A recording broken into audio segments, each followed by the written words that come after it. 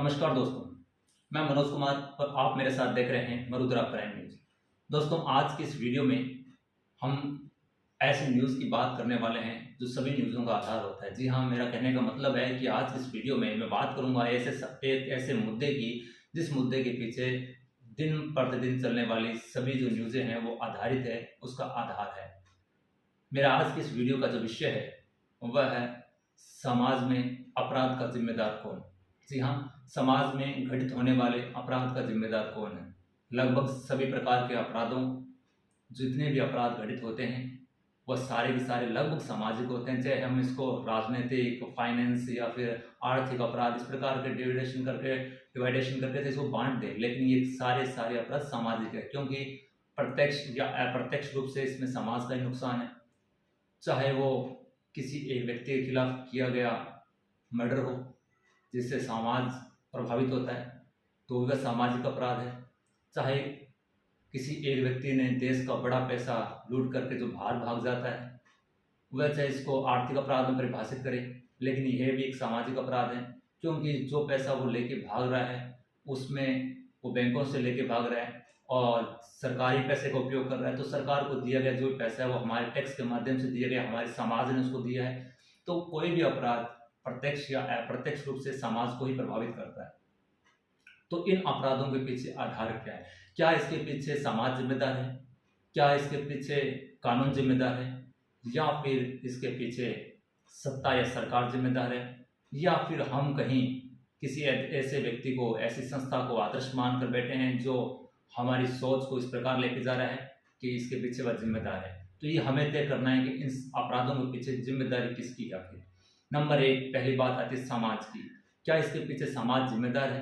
देखिए, मैं इस विषय में आगे बढ़ने से पहले एक बात बोल देता हूँ कि मेरे इस विषय का उद्देश्य आपकी भावनाओं को आहत करना नहीं है, लेकिन मैं फिर भी अपने एक अधिकार का प्रयोग करूँगा, वह है अभिव्यक्ति का अधिकार, कि मैं अपनी बात को अभिव्यक्त करने का अधिकार जो संविधान ने मुझे दिया है वह अपने पास रखूँगा और उसके माध्यम से अपनी बात को व्यक्त करूँगा। मेरी बात कड़वी और कठोर भी लग सकती है, जी हाँ, और क्योंकि सच कहूँ तो मरण यहाँ और चुप रहूँ तो मरण यहाँ।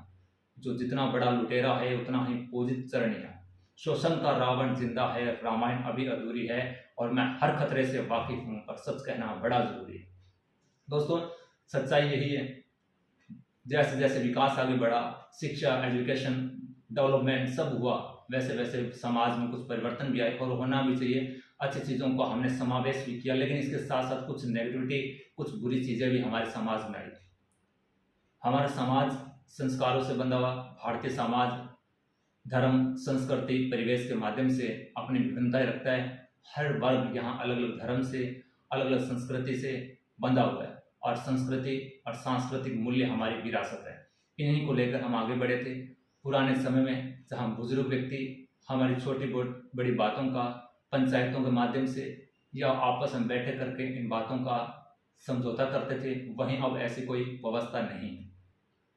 पहले अगर कोई बात समाज में घटित हो भी जाती थी तो वह बहुत ही अलग तरीके से सुलझाई भी जाती थी, लेकिन आजकल अगर किसी व्यक्ति के साथ कोई बात होती है, इसका मैं एक एग्जांपल लूँगा। जैसे किसी एक व्यक्ति ने दूसरे व्यक्ति से कोई उधार लिया और वह इसे चुकाने में असमर्थ है, और अगर वह इसे चुकाने में असमर्थ है तो आज का परिवेश कुछ इस प्रकार का बन गया है। बहुत सारे ऐसे व्यक्ति जो सुसाइड को अटेम्प्ट करते हैं, क्योंकि वह व्यक्ति अपनी इस बात को किसी के सामने शो नहीं कर पाता। और शो क्यों नहीं कर पाता? क्योंकि परिवारों का खंडन हो चुका है, परिवार टूट चुके हैं, वह सामाजिक एकता नहीं रही है, वह व्यक्ति अपनी बात किसी के साथ शेयर नहीं कर सकता और एकाकीपन में चला जाता है, और ये स्ट्रेस उसके दिलो दिमाग पर चला जाता है, जिसके कारण अंततः उसे अपनी जीवन लीला समाप्त करनी पड़ जाती है। ऐसा ही एजुकेशन, बच्चे जब पढ़ रहे हैं तो उनको इस भाग दौड़ जिंदगी में, इस विकास अवस्था के अंदर इतना हम प्रेशराइज करते हैं और चाहते हैं कि वो बहुत कुछ कर जाए, लेकिन जब ये स्ट्रेस उसके दिमाग पर हो जाता है तो बहुत सारे, आपने से कोटा के मामले आप पढ़ते ही हो, डॉक्टर बनने की चाहत, इंजीनियर बनने की चाहत, बड़ा अच्छा कमाने की चाहत, ये प्रेशर कोई और नहीं दे रहा उनको, ये सिर्फ समाज दे रहा है। समाज में जो प्रतिस्पर्धा, जो कंपटीशन बढ़ा है, और उससे जो प्रेशराइज बच्चे हैं वो अंततः जब उसमें सफल नहीं हो पाते हैं तो सुसाइड अटेम्प्ट भी कर रहे हैं। सरकार कुछ गाइडलाइंस भी बना रही है। दूसरा कारण आता है, दूसरा कारण वो है कानून व्यवस्था। देखिए, कानून सबके लिए समान है, ये बात कही जाती है, सुनी जाती है और बताई जाती है। और हम कोर्ट में ऐसा बोलेंगे भी, और कोर्ट भी स्वयं ये बोले, कानून सबके लिए एक समान है, किसी के साथ अन्याय नहीं करता, सबके साथ समानता के साथ चलता है। लेकिन ये बात कहने में कुछ है, लेकिन यही कुछ चीज़ें अलग दृष्टि से भी देखी जा सकती है। जैसे कानून बने हमारे समाज में, पहले एक समाज के व्यक्ति एक समाज से रिश्ते करते थे, मैरिज करते थे। सरकार ने कुछ प्रावधान किए कि ये कुछ भेदभाव जैसी व्यवस्था है, तो ये भेदभाव खत्म होना चाहिए। सरकार ने, स्टेट गवर्नमेंट, सेंट्रल गवर्नमेंट ने इंटरकास्ट मैरिज को परमिशन दी। यहाँ तक इसमें अवार्ड राशि भी रखी गई कि ऐसी कोई मैरिज होती तो हम अवार्ड देंगे। लेकिन किस समाज के अंदर आप अवार्ड की बात कर रहे हैं? ऐसे समाज में जहाँ आज भी लोग जाति बंधनों में, सामाजिक बंधनों में बंधे हुए हैं, समाज का बड़ा हिस्सा इसका समर्थन करता है, वहाँ आपने एक ऐसी व्यवस्था तो लागू कर दी। देखिए, मैं इसमें इंटरकास्ट मैरिज को नया एक बार सपोर्ट कर रहा हूँ, मैं इसके खिलाफ जा रहा हूँ। मैं आपको कुछ समझाने की कोशिश कर रहा हूँ, बस समझते हैं। तो सरकार ने इस पर क्या किया, कानून पारित कर दिया कि अगर कोई स्वर्ण जाति का व्यक्ति कोई दलित महिला के साथ शादी करता है तो उस पर उसको अमाउंट राशि जो अवार्ड के रूप में उसको दी जाएगी, वह भी निर्धारित कर दी गई। जब ये चीज़ें काफ़ी लोगों तक इसका प्रचार प्रसार किया गया, चुनाव का समय आता है तो इसको सरकार अपने घोषणा पत्र में भी जारी करती है, अपनी उपलब्धि के रूप में भी गिना देती है। तो ऐसी चीज़ें जब लोगों तक और हमारी युवा पीढ़ी तक पहुंची, तो कहीं ना कहीं ये सवाल और कहीं ना कहीं ये ख्याल लोगों के मन में, युवाओं के मन में आने लगा कि अब तो इंटरकास्ट मैरिज में स्टेट हमारे पास साथ है, गवर्नमेंट हमारे साथ है, कानून हमारे साथ है। तो जहाँ समाज पहले इसका विरोध करता था तो वह हमारा कुछ भी नहीं कर पाएगा। तो ऐसी बातें युवाओं के मन में भी आएगी, क्योंकि उनको सिलेबसों में, जैसे बच्चे पढ़ते हैं, स्कूलिंग करते हैं, कॉलेज में जाते हैं, तो उनके वहाँ जैसे बातें होती है, एजुकेशन के अंदर भी प्रोवाइड मिलता है उनको। तो ये चीज़ें जब उनको पता लगती है तो शायद इस पक्ष के अंदर भी वो अपने जीवन को प्रारंभ करने की सोच लेता है। दोस्तों, बहुत सारे युवा, बहुत सारी युवतियाँ जब इस चीज़ को सोचते हैं, और जैसे इसमें न केवल इसमें एज फैक्टर काम करता है, एज के साथ में शरीर में होने वाले कुछ बदलाव है जो मेडिकली वो भी इसमें काम करते हैं। तो एक लड़के का एक लड़की के प्रति, लड़की का लड़के के प्रति कुछ आकर्षण होना स्वाभाविक होता है। स्वाभाविक के बाद जब वो आपस में बातचीत करने लग जाते हैं, उसके कुछ समय बाद वह सोच लेते हैं कि हमें साथ रहना है। और जब घर परिवार वालों के साथ बातचीत करते हैं, अंततः जब घर परिवार या समाज जब नहीं मानता, तो वह अपना रिश्ता स्वयं निर्धारित करके इस रिश्ते को आगे बढ़ाने या शादी करने की सोचते हैं और घर से निकल जाते हैं। घर वालों की पैनी नज़र उन पर हो जाती है, या घर वाले या समाज उसको एक्सेप्ट नहीं करता, और शादी से पहले उनको रोकने का प्रयास किया जाता है। बहुत सारे लोगों को शादी से पहले रोका गया है। और जब ऐसा हो जाता है, लड़के या लड़के को पहले रोक लिया जाता है पुलिस कंप्लेंट के माध्यम से। आप सभी जानते हैं कि जब ऐसी कुछ घटना घटित होती है तो पुलिस में पहले कंप्लेंट होती है गुमशुदगी, यानी कि उनकी लड़की या उनका लड़का घर से गायब है, गुम हो चुका है, और ये रिपोर्ट दर्ज करने के बाद उसकी तहकीकात, उसकी छानबीन, उसको खोजना ही पुलिस का कार्य होता है। और सबको पता होता है कि क्या हो रहा है। और जब ऐसी शादी को रोक लिया जाता है तो बहुत 90% मामलों के अंदर लड़की पर प्रेशराइज करके उसको उस पर दबाव बनाया जाता है।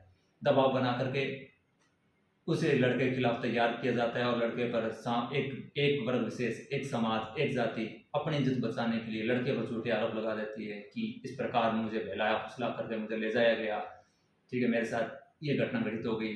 तो इस प्रकार दो वर्ग आपस में लड़ते हैं, दो जातियां आपस में लड़ती है, और अंततः परिणाम ये रहता है कि एक बेकसूर युवा जेल की सलाखों के पीछे चला जाता है।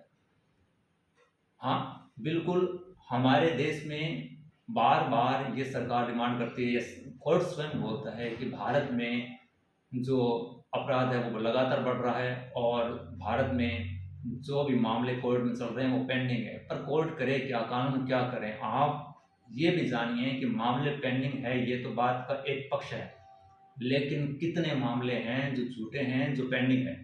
कोर्ट करेगी यहाँ पे, क्योंकि समाज में जो रियल घटनाएं घटित होती है वह कम होकर के जो अधिकतम घटनाएं जो केस के माध्यम से दर्ज है वो झूठी है। और इन झूठी घटनाओं को किस प्रकार जल्दी से खत्म किया जाए, जब तक उनमें खुद में कोई समझौता नहीं होता तब तक घटना घटित होना भी या कम होना भी असंभव प्रतीत होता है। दोस्तों, जहां सरकार बार बार प्रयास करती है कि इस कानून को कठोर बनाया जाए, इस अपराध को रोकने के लिए इस सेक्शन में बदलाव किया जाए, वहाँ सरकार ये क्यों नहीं सोच रही, क्या कोई ऐसा कानून बनेगा या बना एक ऐसी सेक्शन बनी हुई है कि कोई झूठा मुकदमा अगर किसी पर दायर करता है तो वह उसके खिलाफ एक्शन ले सकता है, लेकिन वह उससे स्वयं को उसके खिलाफ वापस दोबारा केस करना पड़ेगा। जब वह खुद झूठे मुकदमे से निकल जाएगा तो वह दोबारा केस करेगा कि मेरे पर झूठा मुकदमा दर्ज हुआ था। अब इस लड़ाई को आगे बढ़ाए कौन? तो इसके लिए भी सरकार या गवर्नमेंट को प्रयास करना पड़ेगा कि जो झूठे मुकदमे दर्ज हो रहे हैं उनके लिए कोई स्पेसिफाइड एक्ट लाया जाए, जिससे दर्ज होने वाले हजारों लाखों की मात्रा में, संख्या में जो झूठे मुकदमे हैं ये दर्ज अगर नहीं होंगे, अगर झूठे मुकदमे दर्ज नहीं होंगे तो कोर्ट में चल रही पेंडिंग केस के मामले भी कम हो जाएंगे। ये सच्चाई है, इस पक्ष को कोई भी देखना नहीं चाहता। दोस्तों, एक पक्ष तो ये था कि समाज भी इसमें जिम्मेदार है, क्योंकि या तो हम बच्चों को इस प्रकार संस्कारित करें या उनको इस प्रकार की बाउंडेशन रखें या फिर ऐसे कानून का विरोध करें जो इन प्रकार को समर्थन करते हैं। अगर ऐसा कानून होगा नहीं तो शादी भी असंभव है और बच्चों के मन में ये ख्याल भी नहीं आएगा। अगर आप इसका समर्थन जब करते हैं तो फिर उन पर झूठे मुकदमे भी नहीं होने चाहिए। दूसरा, मैंने बताया कानून भी इसमें प्रॉपरली जिम्मेदार है। प्रॉपरली जिम्मेदार सरकार जहाँ कानून बना करके, ठीक है आप इस प्रकार अगर मैरिज करते हैं तो आपको ये प्रोटेक्शन दी जाएगी, हम आपके साथ हैं, लेकिन जब उनको बीच में रोक करके समाज के पक्ष कानून व्यवस्था के साथ मिलकर के लड़के पर दबाव बनाते हैं, लड़के पर दबाव बनाते हैं और एक दूसरे के खिलाफ केस मुकदमे झूठे दायर करवाए जाते हैं, तो उसमें पुलिस व्यवस्था भी कहीं ना कहीं जिम्मेदार है। क्योंकि ये सब कहानी और सब चीज़ें पुलिस के द्वारा स्टार्टिंग से प्रारंभ की जाती है, तो कानून व्यवस्था स्वयं जिम्मेदार है। जहाँ पर ये प्रावधान तो है कानून में कि हम केस को एक्सेप्ट करते हैं, केस में आगे प्रोसीडिंग की जाती है, लेकिन क्या कानून कोई ऐसा कानून, क्या संसद या सरकार कोई ऐसा कानून लाएगी, इस कानून को क्या कठोर बनाएगी कि एक व्यक्ति अगर किसी दूसरे व्यक्ति के खिलाफ कोई भी झूठा मुकदमा दर्ज करता है तो उसमें भारी भरकम दंड का प्रावधान हो, ताकि झूठे मामलों को रोका जा सके। जिस दिन झूठे मामलों को रोका गया उस दिन आप रियल पाओगे कि केस पेंडिंग स्टेटस जो है कोर्टों का, उनका ग्राफ अचानक नीचे गिर जाएगा। जी हाँ दोस्तों, ये सेम वैसे एग्जाम्पल है जिस प्रकार सरकारी वैकेंसियों में बहुत कम बच्चे सिलेक्ट होते हैं और बहुत सारे बच्चे रह जाते हैं। वहाँ कहीं ना कहीं बहुत सारी भीड़ जो होती है वो कॉपी किताब हाथ में लेकर तो जरूर निकलती है, लेकिन एक्चुअल तैयारी के लिए नहीं जाती, एक्चुअल मेहनत वहाँ उनकी नहीं होती। ऐसे यहाँ पर है, यहाँ पर बहुत सारे पेंडिंग केस तो दिख रहे हैं, लेकिन एक्चुअल केस स्टेटस जो है, एक्चुअल घटनाएं जो है वो न होकर के झूठे मुकदमे अधिक दायर किए जाते हैं। मामला जमीन के विवाद से संबंधित होता है, लेकिन उस मामले में एक पक्ष दूसरे पक्ष को दबाने के लिए किसी अन्य आरोप का सहारा लेकर एक झूठा मामला दर्ज करवा देता है। सबको पता है वर्तमान में महिलाओं को कानूनों में अधिकतर छूट भी दी गई है और उनके कानून को कड़ा भी बनाया, जो उनकी सुरक्षा के लिए बनाया गया था। महिलाओं की संपूर्ण सुरक्षा की जिम्मेदारी सरकार ने लेते हुए इन कानूनों में संशोधन किया और इन कानूनों को, जो महिलाओं के खिलाफ अपराध होते हैं, उनको कठोर किया। लेकिन इसका सही उपयोग न होकर के इसका गलत उपयोग बहुत ज्यादा हो रहा है। तो इन कानूनों का गलत उपयोग कैसे रोका जाए, ये सोचने वाला विषय है। समाज में बढ़ते हुए अपराध का एक मुख्य कारण हमारे आदर्श भी हैं। हर एक व्यक्ति का कोई ना कोई आदर्श बन चुका है, बहुत सारे लोगों को लाइक करता है, उनके नक्शे कदम पर चलता है। कोई क्रिकेटर को देखता है, कोई बॉलीवुड अभिनेता को देखता है और कोई समाज सुधारक को अपने आदर्श के रूप में मानता है।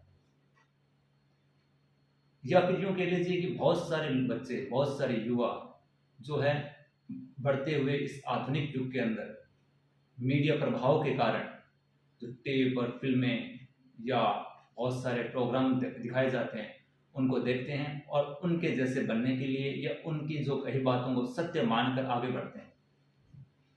जी मैं बात कर रहा हूँ ऐसे आदर्शों की जो अपना करियर तो बना चुके हैं, जो अपने लिए तो खूब पैसे कमा रहे हैं, लेकिन वो बच्चों के आदर्श है। उनकी फैन फॉलोइंग हमारा समाज उनको दे रहा है फैन के रूप में बहुत बड़ी मात्रा में, लेकिन वही व्यक्ति अपनी इस जिम्मेदारी को नहीं समझते कि उनके पीछे 1 लाख, 2 लाख, 5 लाख, 10 लाख फैन फॉलोइंग है, जो उनको देखते हैं, उनके कहने पर चलते हैं, उनके लिए मर मिटने को भी तैयार रहते हैं। वह इस जिम्मेदारी को न सोचते हुए और उसी समाज के लिए कई अपराधों को और क्रिएट कर देता है, चाहे वो अप्रत्यक्ष रूप से हो। जैसे एग्जाम्पल लीजिए, मैं बात करता हूँ वैश्विक नशीले पदार्थों, गुटखा, बीड़ी, सिगरेट, तंबाकू। इसके लिए सरकार ने कानून बना दिए हैं, 18 साल से कम बच्चों को नहीं बेचोगे, सरकारी संस्थानों के आसपास ये स्टॉलें नहीं होनी चाहिए, सरकारी स्कूलों के आसपास ये संस्थान या शिक्षा संस्थान जो है इनके पास स्टॉल नहीं होनी चाहिए। बहुत सारे कानून हैं और टीवी में जो प्रोग्राम आ रहे हैं उनके नीचे वार्निंग लाइन लिखी होती है। इन पदार्थों के ऊपर जो स्टिकर है उन पर ऐसे पिक्चर डाली जाती है जिससे गंभीर बीमारियां हो सकती है। ऐसा सब कुछ सरकार ने किया, लेकिन इसके बावजूद ऐसे व्यक्ति जिनकी लाखों में फैन फॉलोइंग है, जो अच्छा खासा पैसा हमारे द्वारा उनको सपोर्ट करने के कारण, हमारे द्वारा उनकी फिल्में देखने के कारण, हमारे द्वारा उनके प्रोग्राम देखने के कारण पैसा कमा रहे हैं, और वह लोग इस चीज़ों का, इन चीज़ों को समर्थन करते हैं, इनके विज्ञापन करते हैं। विमल, रजनीगंधा, पान बहार, कोई सा भी पदार्थ ले लीजिए, उनके लिए ये जो एक्टर्स हैं, ये जो क्रिकेटर हैं, वह इनका विज्ञापन करते हैं और उसके पीछे हम चलते हैं। जो पूर्ण मैच्योर या समझदार व्यक्ति होते हैं वह सच्चाई जानते हुए इनसे दूर रहते हैं, लेकिन वह बच्चे जो इनके पीछे, इनकी फैन फॉलोइंग के अंदर है, वह बच्चे जो पूर्ण विकसित नहीं है, मैच्योर नहीं है, वह इनकी बातों को सत्य मानते हैं। और जब वीरेंद्र सहवाग खा रहे हैं तो हमें क्या दिक्कत है, जब अजय देवगन खा रहे हैं तो हमें क्या दिक्कत है। तो वह हमारे समाज में ऐसे उत्पादों का एडवर्टाइजमेंट करके हमारे समाज के लिए ही खतरा है। सामाजिक अपराधों को जन्म देने का काम ये लोग भी कर रहे हैं, चाहे वो अपराध किसी प्रकार का हो। सामाजिक अपराध तो कर रहे हैं, इसके साथ साथ में समाज में बीमारियों को बढ़ावा भी ये लोग दे रहे हैं। एक्चुअल में अप्रत्यक्ष रूप से उन्होंने उसका एडवर्टाइजमेंट किया, लेकिन अप्रत्यक्ष रूप से इन्होंने समाज में बढ़ने वाली गंभीर बीमारियों का आने का प्रावधान भी इन्हीं एक्टर्स और इन आदर्शों ने तय कर दिया। तो इनके खिलाफ कोई विरोध नहीं। ये भी समाज में बढ़ती हुई एक समस्या, सामाजिक अपराध का जिम्मेदार है। अब कैसे? हमारा समाज संस्कारों से बंधा हुआ है। हिंदू विवाह जो है वो संस्कारों पर आधारित है। हमारा जो विवाहिक सिस्टम है, हिंदू विवाह अधिनियम के अकॉर्डिंग जो बात करूं मैं, तो वह जो है, हम हिंदू विवाह को एक संस्कार माना गया है। 16 संस्कार हिंदू में होते हैं, जिनमें से एक संस्कार जो है वो विवाह संस्कार है। और हमारे इस विवाह संस्कार के अंतर्गत कुछ ऐसे बदलाव कानून में कर दिए इस विवाह संस्कार पर, जिसका लगातार इफेक्ट बढ़ रहा है। मुझे ये याद, और ये बहुत कम रिसर्च में सामने आता है, कि जब ज़्यादा एजुकेशन नहीं थी या फिर जब कोर्ट में इस प्रकार के प्रावधान नहीं थे, जब हमारे समाज के सभ्य और बुजुर्ग लोग बैठ करके कोई भी समाज में वाद विवाद होता उस पर बैठ करके अपना फैसला सुनाते थे, तो तलाक के मुकदमे नहीं थे। वर्तमान में जैसे जैसे हम आगे बढ़ रहे हैं वैसे वैसे ये जो मुकदमों की संख्या है ये लगातार बढ़ रही है, विवाहों का विघटन हो रहा है। ये क्यों हो रहा है? मैं कुछ दिनों पहले की बात करूं, एक पॉडकास्ट शो है जो मलाइका अरोड़ा के बेटे अरहान ने, जिसको संचालन कर रहे हैं, इसका डब बिरयानी के नाम से, उसमें माँ बेटे का शो चल रहा है। हमें तो पता है कि एक पिता पुत्र का संबंध समाज में किस प्रकार का, दोनों में संस्कारों का प्रभाव किस प्रकार का रहता है, दोनों में रिस्पेक्ट और बात करने की व्यवस्था कैसे रहती है। हमें पता है एक माँ और पुत्र में, एक माँ और बेटी में किस प्रकार का रिलेशन रहता है, उनमें बात करने की, आपसी अभिव्यक्ति करने की किस प्रकार की आपस में एडजस्टमेंट रहता है। ये संस्कार हमारे समाज में है। लेकिन इस पॉडकास्ट शो के अंदर दोनों के बीच एक कंपटीशन रखा जाता है, सवाल पूछ जाते हैं। यहाँ पर एक बेटा अपनी माँ और माँ अपने बेटे से सवाल पूछ रही है। जो सवाल का जवाब नहीं देगा तो मिर्ची का एक शॉट लेगा या मिर्ची काटनी पड़ेगी। ऐसा एक कंपटीशन उन्होंने उस शो के अंदर आयोजित कर रखा है। उसमें मलाइका अरोड़ा ने अपने पुत्र अरहान से पूछा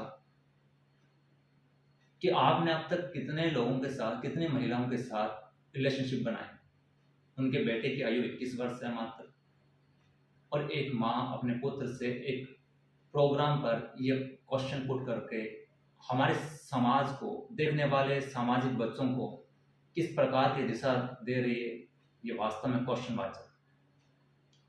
यहाँ पर जब एक माँ अपने बेटे से ये पूछती है कि अब तक कितनी महिलाओं के साथ आप रह चुके हो, कितनी महिलाओं के साथ आपके संबंध बनाए जा चुके हैं, तो ये अपने आप में एक अलग सा क्वेश्चन क्रिएट करती है कि शायद ये अपनी माँ को पता भी है कि मेरा बेटा इस प्रकार के कार्य करता है, तो ये क्वेश्चन पुट हो रहा है उनके सामने। और जो देखने वाले हमारे बच्चे हैं, उनके मन में क्या जाता होगा कि शायद जब ये लोग भी कर रहे हैं 21 साल से पहले कितने साल, तो वहाँ पर अरहान ने शायद इसका कोई जवाब तो नहीं दिया और वो मिर्ची काटना, शॉट लेना पसंद किया। लेकिन जो देखने वाले उनके दर्शक हैं, अगर उनमें हमारे समाज के अनमैच्योर बच्चे बैठ कर उस प्रोग्राम को देख रहे हैं, तो किस प्रकार की माइंडिंग उन बच्चों की होती होगी, कहाँ उनके विचार जाते होंगे।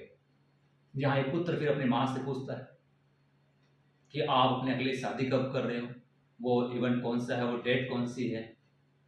तो इस प्रकार के क्वेश्चन जब इस प्रकार के पॉडकास्ट प्रोग्राम हम टीवी खोलते जब चलेंगे, तो क्या संदेश हमारे समाज को जा रहा है और क्या क्या व्यक्ति, क्या हमारे बच्चे उस चीज़ को गेट कर रहे हैं, कहाँ समाज सीख रहा है और कहाँ समाज आगे बढ़ रहा है। तो ये बात, नेक्स्ट बात है पश्चिमी प्रभाव और मीडिया। जी हाँ, मीडिया का इसमें बड़ा रोल है। टीवी पर आने वाले विभिन्न चैनलों पर दिखाए जाने वाले प्रोग्राम, और अब तो इसका बड़ा रोल जो है वो टीवी से हटकर मैं बात करूंगा, वो फेसबुक, इंस्टाग्राम और व्हाट्सएप ये ज़्यादा हो चुका है। इसकी जो सोशल साइट्स हैं, इनका प्रभाव समाज पर और सामाजिक अपराध इसका आधार तय करेंगे। समाज पर सोशल मीडिया की और मीडिया की काफ़ी इफेक्ट पड़ रहा है। हर बच्चा सोशल मीडिया से जुड़ा हुआ है, हर परिवार के घर, हर सदस्य के पास मोबाइल फ़ोन, एंड्रॉयड, हर व्यक्ति इंस्टाग्राम चला रहा है, क्योंकि भारत तो सबसे ज़्यादा आपको पता है डाटा यूज़ कर रहा है पूरे वर्ल्ड में। तो हम इन सब चीज़ों से जुड़ चुके हैं। और इंस्टा पर कौन कौन सी रील दिखाई जा रही है, इंस्टा पर किस प्रकार की पब्लिसिटी की जा रही है, फेसबुक पर कौन सी पोस्टें आ रही है, तो इस प्रकार की चीज़ें हमारे बच्चों के हाथ में हैं और पेरेंट्स को ये पता नहीं होता कि वो बच्चा क्या देख रहा है, किसके साथ जुड़ा हुआ है।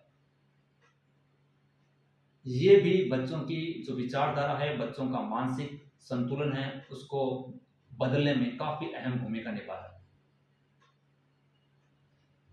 देखा कि समाज में जो अपराधी वर्ग है, जिसके लिए कानून कठोर भी बना हुआ है, कानून काम भी करता है, ये सबके सामने एग्जाम्पल है। लेकिन फिर भी जब इन अपराधियों को इस प्रकार का माहौल दिया जाता है और इस प्रकार की जब इनको छूट भी मिल रही है कि ये अपने आप को समाज में एक लीडर के रूप में प्रेजेंट कर रहे हैं, बहुत सारे बच्चे, बहुत सारे मैच्योर बच्चे भी उन अपराधियों के नक्शे कदम पर चल रहे हैं और उनके लिए वो फैन का काम कर रहे हैं, उनकी फैन फॉलोइंग बढ़ा रहे हैं।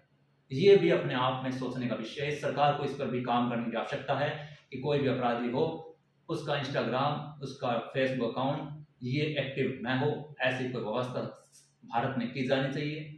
और इनके साथ कोई व्यक्ति इनके द्वारा किए गए कृत्य को सपोर्ट करता हो, उसके लिए भी अर्जेंट टू अर्जेंट सजा का प्रावधान होना चाहिए, जिससे समाज की व्यवस्था को सुधारा जा सके। दोस्तों, समाज में बढ़ते हुए अपराध का मुख्य कारण हम स्वयं से लेकर के विभिन्न घटक है। पहला समाज स्वयं है। हमारे पास इतना समय नहीं है कि हम सामाजिक रिश्तों को देखभाल करें, उनको देखें, उनको निभाएं। आज प्रत्येक व्यक्ति दूसरे ही व्यक्ति से, अपने परिवार के सदस्य से आगे बढ़ने की कोशिश करता है और उसी से बात नहीं कर रहा, अपनी बात किसी को बता नहीं रहा है। परिवार में बैठ करके चर्चा करना बंद हो चुका है। सामूहिक पारिवारिक व्यवस्था समाप्त हो चुकी है। दूसरा कारण कानून स्वयं बन जाता है। जहाँ पर वो समान न्याय की बात करता है, वहाँ पर देखने में बात की जाती है, लेकिन न्याय अलग अलग है। मैं एक और एग्जांपल इसका बताता हूँ। हमारे आईपीसी में एक प्रावधान था, सेक्शन था 497, जिसके अंदर अडल्ट्री से संबंधित ये कानून है, व्यभिचार से संबंधित, जिसके अंतर्गत कोई व्यक्ति शादी के बाद अगर संबंध बनाता है तो उसके लिए सजा का प्रावधान था आईपीसी के अंतर्गत। लेकिन एक याचिका 2018 में लगाई गई, सुप्रीम कोर्ट ने इस पर डिसीजन दिया था। जोसेफ सानी के नाम से एक व्यक्ति था केरल का, उसने याचिका लगाई कि ये तो भेदभाव है महिला और पुरुषों में, ये पुरुषों को मनमाना अधिकार देता है, मनमाना आचार करने का, मनमाना सब कुछ करने का अधिकार प्रोवाइड करवाता है, और महिला को बंदिश में रख रहा है। कि पुरुष तो विवाह के बाद कुछ भी किसी महिला के साथ जाकर रिलेशन में रह सकता है, लेकिन महिला बाउंड हो चुकी है। तो कोर्ट ने इस सेक्शन को समाप्त कर दिया। सुप्रीम कोर्ट ने इसे लिंग के आधार पर भेदभाव मानते हुए इसे समाप्त कर दिया। लेकिन ये जो प्रावधान है, ये प्रावधान हमारी सामाजिक व्यवस्था और हमारी विवाह संस्कार पर गलत प्रभाव है। मैं बात कर रहा हूँ हिंदू विवाह की। हिंदू विवाह व्यवस्था पर यह करारा प्रहार है। सरकार ने इसके खिलाफ हलफनामा भी दिया, लेकिन सुप्रीम कोर्ट का ऑर्डर इसे समाप्त करने का था। इसमें यह छूट मिल चुकी है कि अब विवाह के बाद पुरुष या महिला अगर अदर व्यक्ति के साथ रिलेशन में जाते हैं तो उनमें दंड का कोई प्रावधान नहीं है, सिर्फ तलाक का वो आधार हो सकता है। अगर ये साबित कर दे कि विवाह के बाद इस महिला इस पुरुष का इस प्रकार का बाहर संबंध है, तो आप इसे तलाक का आधार बना सकते हैं और तलाक ले सकते हैं। लेकिन इससे हमारे समाज में या जो पूर्ण रूप से अनुभवी नहीं हैं, जिन्होंने सामाजिक परिवेश को अधिकतर नहीं देखा, या नए नए जिनके विवाह हुए हैं, तो उन्हें इतनी समझ भी नहीं होती है। अगर इस चीज़ को अपने माइंड में लेके आते हैं और उस पर विश्वास करके आगे बढ़ते हैं, तो हमारे विवाह संस्कार का तो कोई मतलब नहीं रहा। हिंदू विवाह तो 7 जन्मों का रिश्ता माना जाता है, 7 जन्मों तक निभाया जाता है। यहाँ तो पुनर्जन्म में विश्वास रखा जाता है। ऐसे भारतीय हिंदू विवाह, ऐसे भारतीय संस्कार का ये तो दमन हो गया। तो ये सेक्शन हटने के बाद बहुत सारे युवाओं में, चाहे वो महिलाएं हो चाहे पुरुष हो, उनमें ये सोच भी हो गई है कि विवाह के बाद भी अगर उनकी कहीं और पसंद बन जाती है तो ऐसे रिश्ते को समाप्त भी कर देंगे, या समाप्त न भी कर रहे हैं तो बाहर रिश्ते बना लेंगे, जिससे समाज में एक और बुराई का जन्म हो। यहाँ पर आपने महिलाओं को अधिकार भी दिया, पुरुषों के अधिकार को समाप्त भी किया। समान नागरिक संहिता की बात की जाती है, समान न्याय संहिता की बात की जाती है। अगर कोई पुरुष, अगर कोई महिला किसी अन्य पुरुष के साथ बाहर रिलेशन में है और पुरुष उससे तलाक लेना चाहते हैं, तो ये साबित पुरुष को ही करना पड़ेगा, उसको ही साक्ष्य जुटाने पड़ेंगे कि उसकी पत्नी किसी अन्य अफेयर में है और वह उसके साथ नहीं रहना चाहता और उसे तलाक चाहिए। ये साबित करने का भार है पुरुष पर। तो आप अगर इसे समान न्याय संहिता के रूप में अगर लेंगे, तो जब कोई महिला किसी पुरुष पर कोई रेप का आरोप लगाती है, तो ये भार उस महिला पर न होकर उस पुरुष पर क्यों छोड़ा गया कि पुरुष से साबित करे वो बेगुनाह है। यहाँ तो महिलाओं को यहाँ तो ये भार उस पर होना चाहिए, साथ ही घटना घटित हुई वह साबित करे। एक्चुअल में इन घटनाओं को साबित करना असंभव। कई याचिका तो सुप्रीम कोर्ट में ऐसी लग गई कि एक पत्नी अपने पति के खिलाफ भी ऐसे कानून के अंतर्गत शिकायत दर्ज कराई, उसके साथ जबरदस्ती सब कुछ हुआ। सोच लीजिए पति और पत्नी साथ रह रहे, तो जाहिर सी बात है विवाह हुआ है, पति पत्नी हैं, तो हर प्रकार के रिश्ते उनमें होना ही निश्चित है। अब अगर किसी बात को लेकर विवाद हो जाए और महिला या पुरुष के परिवार में से कोई भी व्यक्ति परिवार का या समाज का कोई सदस्य उस बात को और भड़का दे और उनमें इस प्रकार की नौबत आ जाए, मामला कोर्ट तक पहुंचे, तो एक महिला के माध्यम से, एक पत्नी के माध्यम से पति पर इस प्रकार का भी केस दर्ज करवाया कि पति ने उसका रेप कर दिया या उसके साथ गलत तरीके से किया गया। तो जब इस प्रकार की चीजें समाज में घटित हो रही है, हालांकि इसका भी विरोध सरकार ने किया कि इससे विवाह संस्कार समाप्त हो जाएगा, फिर तो विवाह का कोई औचित्य नहीं। तो इस प्रकार की याचिकाएं जब सुप्रीम कोर्ट में लग रही है, तो हमें ये देखना होगा कि कौन है ये व्यक्ति, ये कौन सी याचिकाएं जो डालने वाली याचिकाएं, क्या ये वास्तव में हिंदू है या वास्तव में हमारी सभ्यता और संस्कृति से परिचित है, क्या इसका पालन पोषण कर रहे हैं, क्या इसको बढ़ावा दे रहे हैं, या फिर ये लोग हमारी संस्कृति और सभ्यता को समाप्त करने की कोशिश कर रहे हैं। जी हाँ, बात कर रहा हूँ 497 में जो खारिज किया गया उसमें लगी याचिका केरल से रहने वाले जोसेफ की थी, न कि किसी हिंदू ब्राह्मण या फिर हमारे संस्कारों को निभाने वाले व्यक्ति, जिसके आधार पर ये खत्म कर दिया गया। और आज ये बहुत सारा हो रहा है कि लगभग वैवाहिक जोड़े विवाह के बाद बाहर अन्य रिलेशन के अंदर हैं। हमारी संस्कृति, हमारी सभ्यता लगातार नष्ट हो रही है। दोस्तों, समाज में बढ़ते हुए अपराध का मुख्य कारण जब ऐसी किसी प्रकार की घटना घटित होती है, तो हमारा वहां पर न बोलना भी है, हमारा वहां पर खड़ा न होना भी है। हम भेड़ चाल की तरह उस जगह जाकर खड़े हो जाते हैं जहां पर पहले से अधिक लोग मौजूद होते हैं, जहां पहले से ही बहुत सारी संख्या होती है, जहां मामला चाहे सत्य है चाहे असत्य है, इससे हमें कोई लेना देना नहीं है। बहुत सारे ऐसे मामले घटित हुए हैं जहाँ किसी व्यक्ति की गलती नहीं होती, लेकिन जब उसके विरोध में हज़ारों लोग पहले से खड़े हैं तो हम भी हज़ारों की साइड में जाके खड़े होते हैं, न कि उस व्यक्ति के साइड में जो हो सकता सत्य हो, जो हो सकता बेगुनाह हो, लेकिन उसके पक्ष में खड़े होने की हिम्मत हमारी नहीं होती। दोस्तों, आपको सोचना है आज जो मैंने बात की इन मुद्दों पर कि किस प्रकार हम सामाजिक अपराध को कम कर सकते हैं। क्या हमारे सामाजिक अपराध के पीछे या समाज में बढ़ते अपराध के पीछे क्या कानून जिम्मेदार नहीं है, क्या सरकार जिम्मेदार नहीं है, क्या समाज जिम्मेदार नहीं है, क्या मीडिया और सोशल मीडिया जिम्मेदार नहीं है, और क्या हमारी अपनी विचारधारा जिम्मेदार नहीं है। जरूरत है आज वापस उन संस्कारों को जीवित करने की, जरूरत है आज समाज में सामाजिक सभ्यता को वापस डालने की, जिनकी वजह से समाज एकजुट था, समाज एक था। पहले कितनी बड़ी भी समस्या आ जाती थी, बहुत कम चांस होता था किसी व्यक्ति को सुसाइड करने की आवश्यकता पड़ती थी। समाज और सामाजिक बंधु बांधव जो है उस समस्या में बैठ के बात कर लेते थे, उसको प्रोत्साहन मिलता था और वह जैसे तैसे लड़ करके उन समस्याओं से आगे बढ़ जाता था। लेकिन एकाकीपन लगातार बढ़ता जा रहा है। पैसे कमाने की होड़ और दौड़ इस प्रकार की हो चुकी है कि हम सत्य और तथ्यों को देखना भी पसंद नहीं करते। धन्यवाद। अगले विषय के साथ फिर मिलेंगे। तब तक आप देखिए समाज में बढ़ने वाले अपराध के पीछे क्या कारण है। नमस्कार, फिर मिलते हैं मरुद्रा प्राइम न्यूज़ के साथ। धन्यवाद।